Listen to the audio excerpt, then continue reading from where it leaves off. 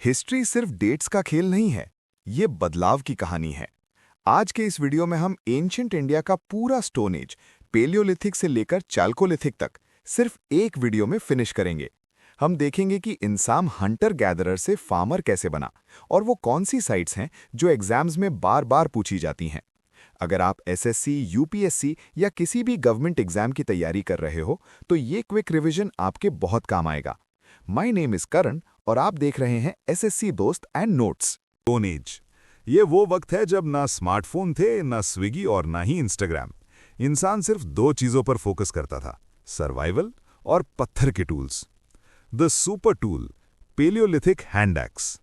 सबसे पहले इस हीरो को देखो, ये है पेलियोलिथिक हैंड एक्स। इसे आज के जमाने का आईफोन समझ लो, उस वक्त का सबसे एडवांस्ड गैजेट।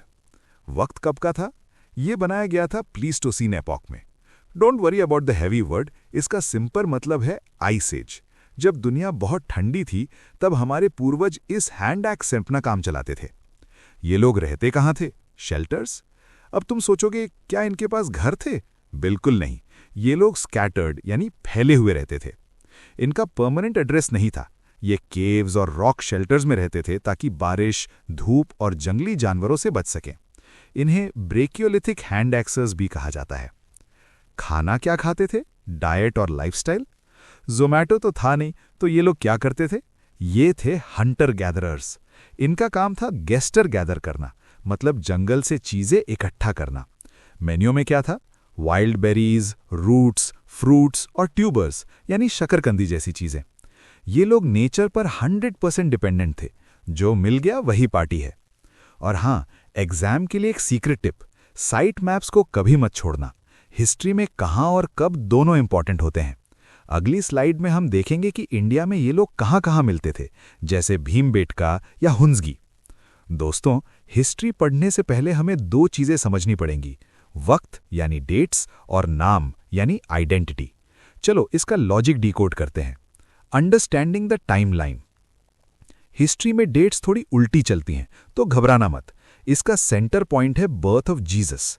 बीसी या बीसीई, बिफोर क्राइस्ट या बिफोर कॉमन एरा, तो वो आज से 4000 साल पुरानी बात कर रहा है। 2000 साल जीसस से पहले प्लस आज के 2000 साल। एडी या सीई, एनो डोमिनी या कॉमन एरा, ये हमारा फॉरवर्ड जोन है जिसमें हम अभी जी रहे हैं, 2026। बीपी या बिफोर प्रेजेंट, ये टर्म एनसीईआरटी में बहुत मिलता है। इसका सिंपल मतलब है आज के दिन से कितने साल पहले। नेम्स ऑफ द लैंड, हमारे देश का नाम। क्या तुमने कभी सोचा है कि हमें इंडिया या भारत क्यों कहते हैं? इसके पीछे बड़ी इंटरेस्टिंग कहानी है। इंडिया, ये नाम आया है इंडस रिवर से। पर्शियंस इसे सिंधु कहते थे और ग्रीक्स ने इसे इंडस बना दिया। वहां से निकलकर आया वर्ड इंडिया। भारत, ये नाम किसी जगह का नहीं बल्कि एक लोगों के ग्रुप, ट्राइब का था, जो नॉर्थ वेस्ट इंडिया में रहते थे। इनका जिक्र हमारे सबसे पुराने वेद ऋग्वेद में भी मिलता है। बाद में पूरे देश को ही भारत कहा जाने लगा। अच्छा गाइज, कमेंट में बताओ कि अगर हम 500 बीसी की बात कर रहे हैं, तो वो आज से कितने साल पहले की बात है? बीसी और बीसीई दोनों एक ही हैं, बस बीसीई थोड़ा सेक्युलर या मॉडर्न तरीका है बोलने का। अब आते हैं स्लाइड 3 पर, जो कि मेरा पर्सनल फेवरेट है, क्योंकि यहाँ हम बन जाते हैं हिस्ट्री के डिटेक्टिव्स। हमें कैसे पता कि हजारों साल पहले क्या हुआ था? उसके दो रास्ते हैं। सोर्सेज, हमें कैसे पता? The detective work. दोस्तों, पुरानी बातें जानने के लिए हमारे पास दो मेन गवाह होते हैं, आर्कियोलॉजी और लिटरेचर। एक, आर्कियोलॉजिकल, जमीन के नीचे का सच। एक्सकवेशंस, दो तरह से खुदाई होती है, वर्टिकल यानी नीचे की तरफ, जिसे हमें क्रोनोलॉजी यानी कौन पहले आया पता चलता है, और हॉरिजॉन्टल, जिससे पूरे कल्चर यानी लोग कैसे रहते थे का पता चलता है। इंस्क्रिप्शंस यानी एपिग्राफी, ये सबसे सॉलिड प्रूफ हैं, पत्थर या मेटल पर लिखी बातें। इमेज में देखो, रेड सर्कल में लिखा है। ये मोस्ट रिलायबल हैं क्योंकि इन्हें बदलना नामुमकिन है, एडिटिंग नहीं हो सकती इनमें। कॉइन्स यानी न्यूमिस्मैटिक्स, सिक्का सिर्फ पैसा नहीं बल्कि उस वक्त के किंग का नाम और उसकी अमीरी यानी गोल्ड या सिल्वर बताता है। C14 यानी कार्बन डेटिंग, ये है हमारी टाइम मशीन। इससे हम किसी भी पुरानी ऑर्गेनिक चीज जैसे हड्डी या लकड़ी की असली उम्र निकाल लेते हैं। 2, लिटरेरी यानी लिखी हुई बातें। रिलीजियस, ये वेद और पुराणास जो हमें उस वक्त की सोच और धर्म बताते हैं। सेक्युलर, इसका मतलब नॉन रिलीजियस बुक्स, जैसे कौटिल्य की अर्थशास्त्र यानी पॉलिटिक्स की बाइबल और कल्हना की राजतरंगिणी। फॉरेन अकाउंट्स, जब विदेशी लोग इंडिया आए तो उन्होंने जो देखा वो लिखा, जैसे मेगास्थनीज की book Indica. Slide 4, paleolithic age, the old stone age. अब फोकस करो असली स्टोन एज पर। इसका टाइम याद रखना, 2 मिलियन ईयर्स अगो से 10,000 BCE तक। 99% ऑफ ह्यूमन हिस्ट्री, हमारा 99% वक्त इसी एज में बीता है। हम इंसान तब बचपन में थे। नोमैडिक लाइफ, इनका कोई घर नहीं था, ये लोग हंटर गैदरर्स थे। जहां खाना मिला वहां रुके, खाना खत्म तो बैग पैक करके आगे निकल गए। क्वार्ट्जाइट मैन, इन्हें क्वार्ट्जाइट मैन कहा जाता है क्योंकि ये क्वार्ट्जाइट नाम के सख्त पत्थर से अपने औजार बनाते थे। एवोल्यूशन ऑफ टूल्स, लोअर, बड़े और भारी हैंड एक्सेस। मिडिल, थोड़े पतले फ्लेक्स यानी पत्थर के छिलके। अपर, बिल्कुल पतले और तेज ब्लेड्स, मतलब जैसे जैसे वक्त बीता हमारे टूल्स स्लिम और स्मार्ट होते गए। Slide 5, important sites, the map game. चलो अब इंडिया के मैप पर इनके एड ऑन यानी लोकेशंस ढूंढते हैं। एग्जाम में ये एक्स मार्क करने को आता है। भीमबेटका, मध्य प्रदेश, ये इनका आर्ट गैलरी था। यहाँ के केव्स में हंटिंग और डांसिंग की पेंटिंग्स मिली हैं। लोग तब भी पार्टी करते थे। कुरनूल केव्स, आंध्र प्रदेश, सबसे बड़ा डिस्कवरी फायर। यहाँ ऐश के ट्रेसेस मिले हैं जो बताते हैं कि इंसान ने आग जलाना सीख लिया था। कुरनूल मतलब फायर, ये शॉर्टकट याद कर लो। हंसगी, कर्नाटका, ये उस जमाने की फैक्ट्री साइट थी। यहाँ लाइमस्टोन से बहुत सारे टूल्स बनाए जाते थे। अब आते हैं स्लाइड 6 पर, जहां हम मेसोलिथिक एज यानी मिडिल स्टोन एज की लाइफस्टाइल और उनकी डोमेस्टिक लाइफ के बारे में बात करेंगे। ये वो फेज है दोस्तों जहां इंसान थोड़ा सिविलाइज्ड होना शुरू हुआ था।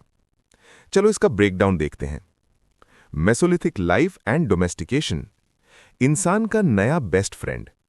दोस्तों, अब तक इंसान सिर्फ शिकार करता था, पर अब उसने नेचर को कंट्रोल करना सीखा। स्वागत है डोमेस्टिकेशन के एरा में। डोमेस्टिकेशन क्या है? सिंपल डेफिनेशन, ये वो प्रोसेस है जहां इंसान ने प्लांट्स और एनिमल्स को टेम यानी पालना शुरू किया। अब वो सिर्फ जंगली फल नहीं खाता था, बल्कि समझने लगा था कि कौन सा जानवर काम का है और कौन सा नहीं। पहला पालतू जानवर, फर्स्ट पेट। क्या आपको लगता है कि काऊ या हॉर्स पहले आए? बिल्कुल नहीं। Wild ancestor of dog. इंसान का सबसे पहला साथी बना कुत्ता, यानी डॉग का जंगली पूर्वज। शौक के लिए नहीं, बल्कि हंटिंग में मदद और सेफ्टी के लिए। इसके बाद इंसान ने शीप और गोट जैसे जेंटल जानवरों को पालना शुरू किया, क्योंकि उनसे दूध और मीट मिलता था। Important sites, exam alert. India में इसके सबसे बड़े सबूत कहाँ मिले? बागौर, राजस्थान और आदमगढ़, MP। इन दोनों जगहों पर earliest evidence of animal domestication मिला है। मतलब यहाँ के लोग सबसे पहले चरवाहे बने।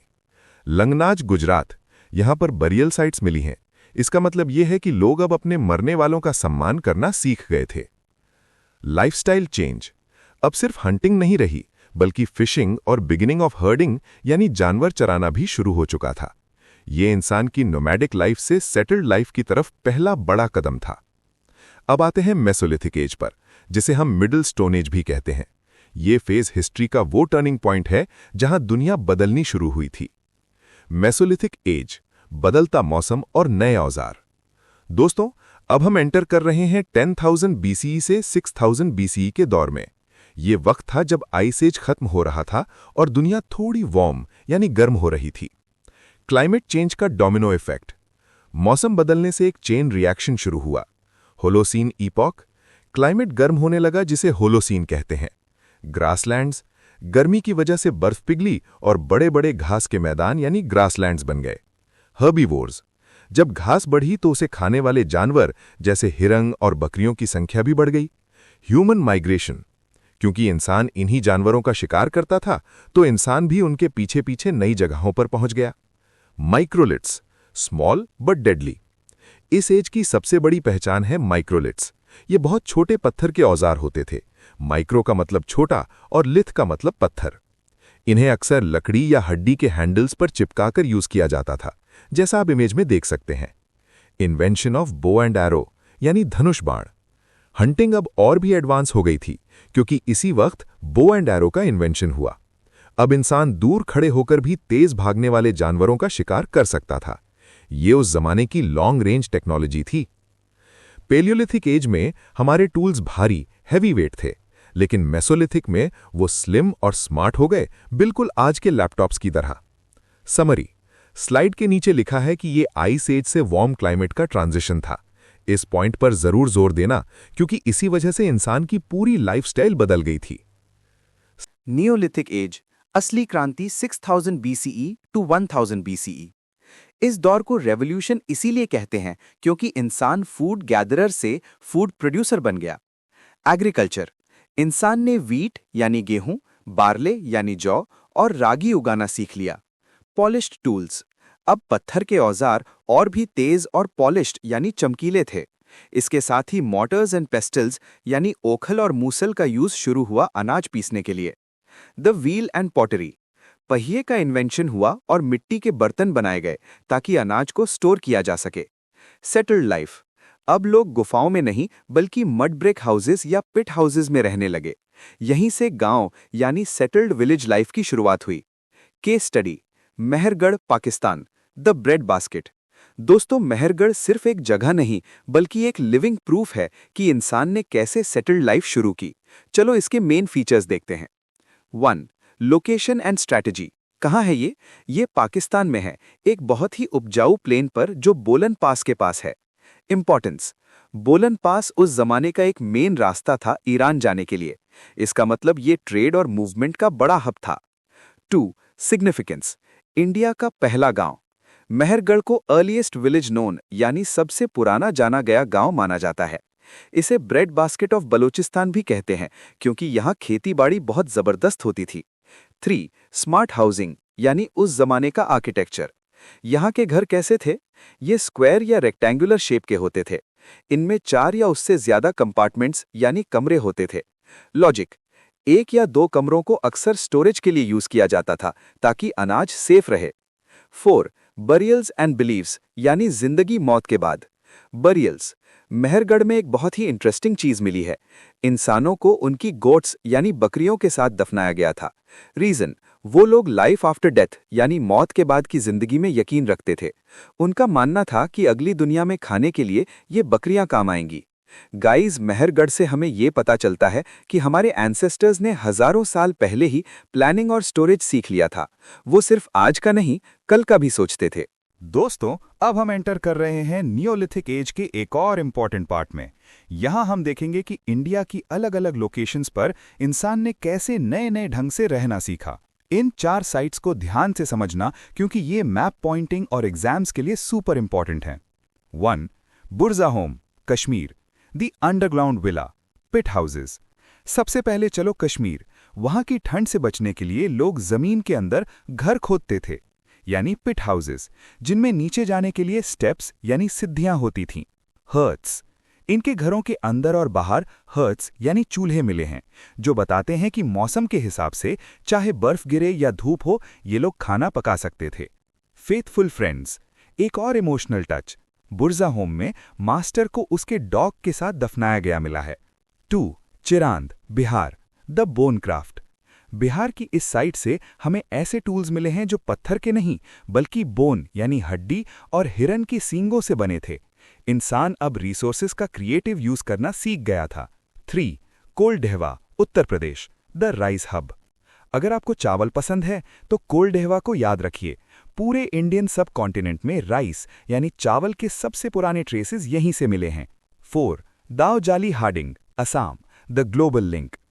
नॉर्थ ईस्ट की इस पहाड़ी साइट से हमें जेडाइट नाम का एक खास चमकीला पत्थर मिला है। चाइनीज कनेक्शन, स्कॉलर्स का मानना है कि ये स्टोन शायद चाइना से लाया गया होगा, जो बताता है कि उस जमाने में भी लोग दूर दूर तक ट्रेडिंग करते थे।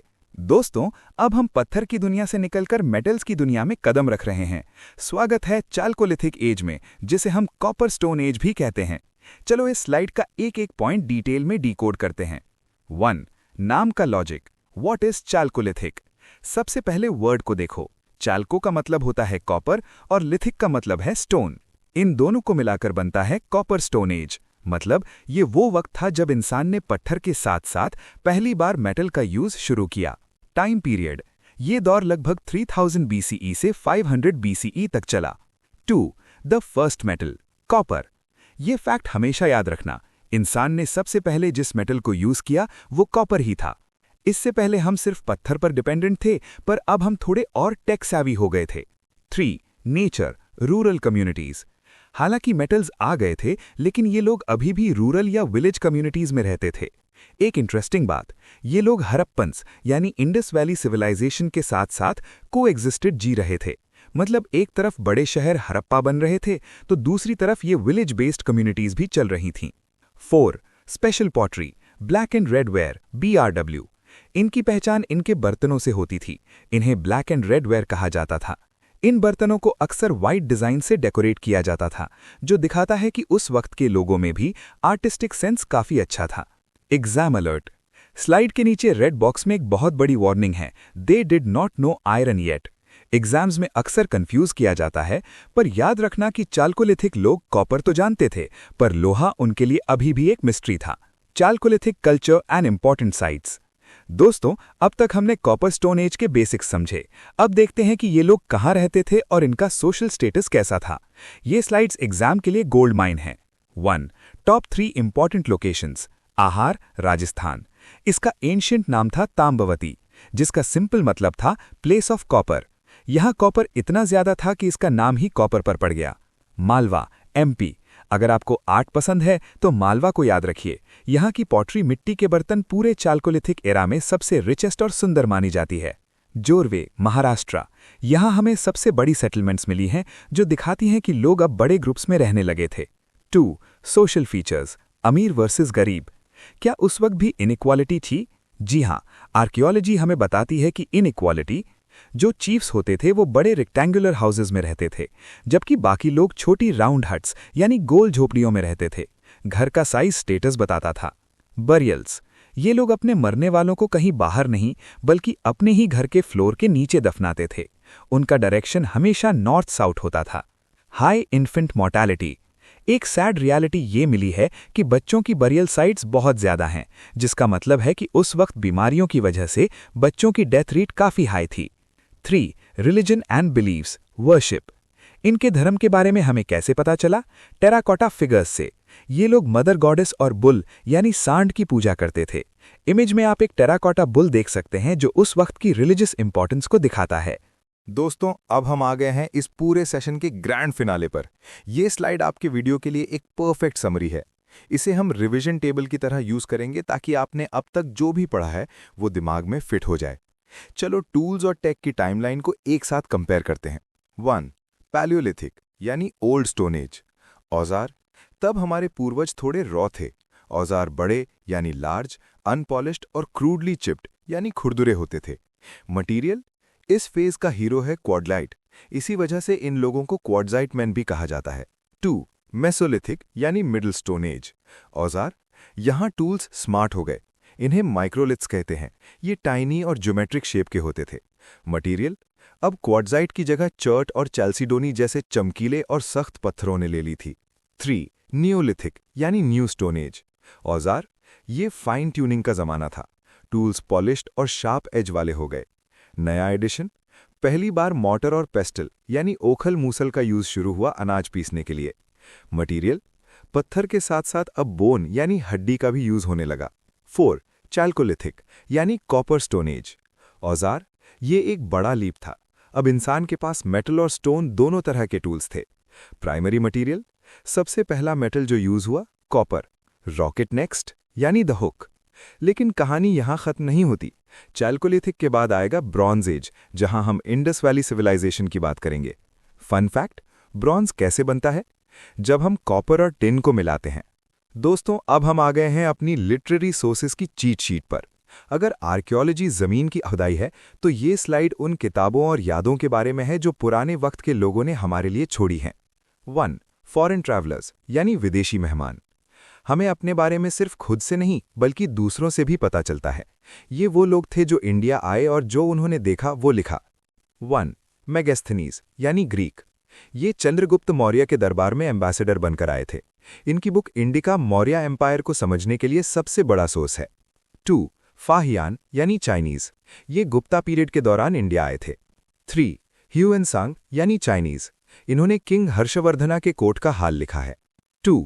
इंडिजिनस टेक्स्ट्स यानी देसी साहित्य। ये हमारे अपने देश में लिखे गए वो महत्वपूर्ण ग्रंथ हैं जो हिस्ट्री के हर पहलू को दिखाते हैं। 1. वेदास। सबसे पुराना टेक्स्ट ऋग्वेद है, जो हमारे कल्चर की फाउंडेशन है। 2. संगम लिट।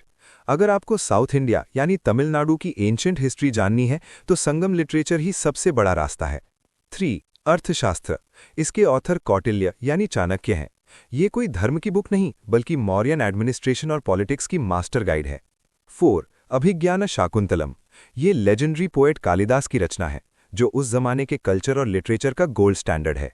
ये हमारी सीरीज की आखिरी स्लाइड है, फाइनल कीवर्ड रिविजन्स।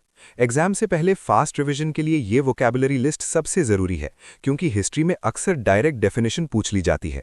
दोस्तों, वीडियो खत्म करने से पहले चलो कुछ ऐसे टेक्निकल टर्म्स देखते हैं जो आपको एक टॉपर की तरह आंसर लिखने में मदद करेंगे।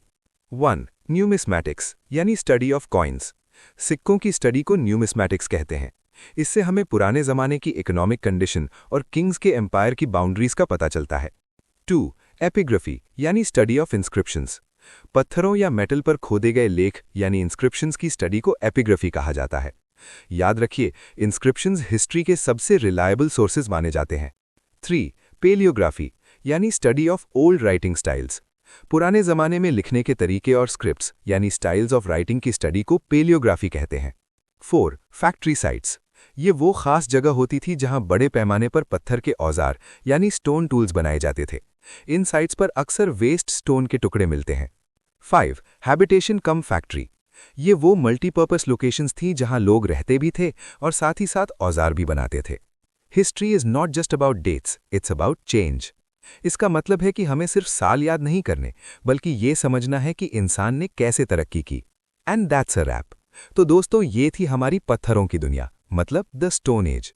हमने देखा कैसे एक हंटर गैदरर इंसान आज का मॉडर्न मैन बनने की राह पर निकल पड़ा।